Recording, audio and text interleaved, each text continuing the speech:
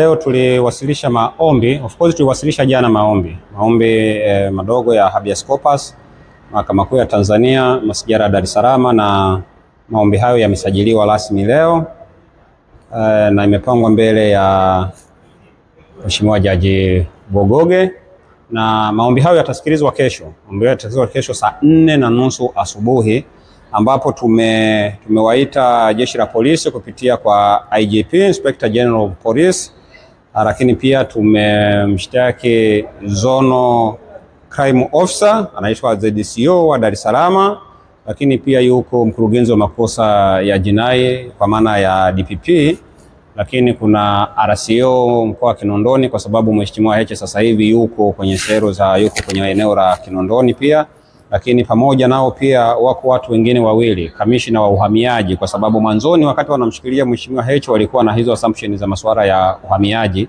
lakini na mtu wa mwisho ambaye anajumuishwa kwa sababu za kisheria ni mwanasheria mkuu wa serikali. Samasi zimetoka leo na tayari wajibu maombi wamepelekewa wito huo.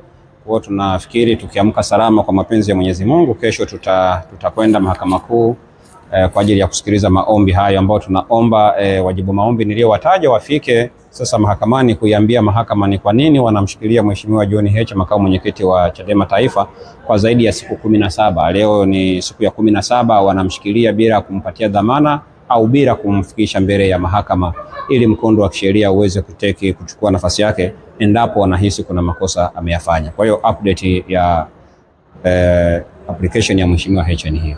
Na kuhusu tuhuma ambazo zinamkabili zikoje? Sasa kwenye maombi haya hayana tuhuma, kwa sababu maombi haya ni tofauti na wanachokisema. Mwanzoni walipomchukua walituambia Dar es Salaam kwa maana ya ZDCO, mimi nilikwenda kufuatilia kiongozi wangu alipomshikilia. Jeshi la Polisi wakasema wanamsafirisha kwenda Tarime kwa sababu chaji yake au tuhuma zake ziko Tarime. Kwa bahati mbaya kauli ile haikuwa sahihi. Mheshimiwa Heche akapelekwa Dodoma. So amekuwa Dodoma na sisi tuliweza kujua kwamba yuko Dodoma kwa kipindi kirefu sana. Sasa alipokwenda Dodoma alifanyiwa mahojiano na maafisa wa uhamiaji wawili. Kwa taarifa za wakili aliyetupatia ambaye tulimwagiza au tulimwomba kwenda Dodoma pale, alisema Mheshimiwa Heche alihojiwa kwa makosa ya kwenda nje ya nchi kinyume na utaratibu, wakimtuhumu kwamba alivuka mpaka kwenda nchi jirani ya Kenya. Mahojiano yalikuwa ni hayo ya awali.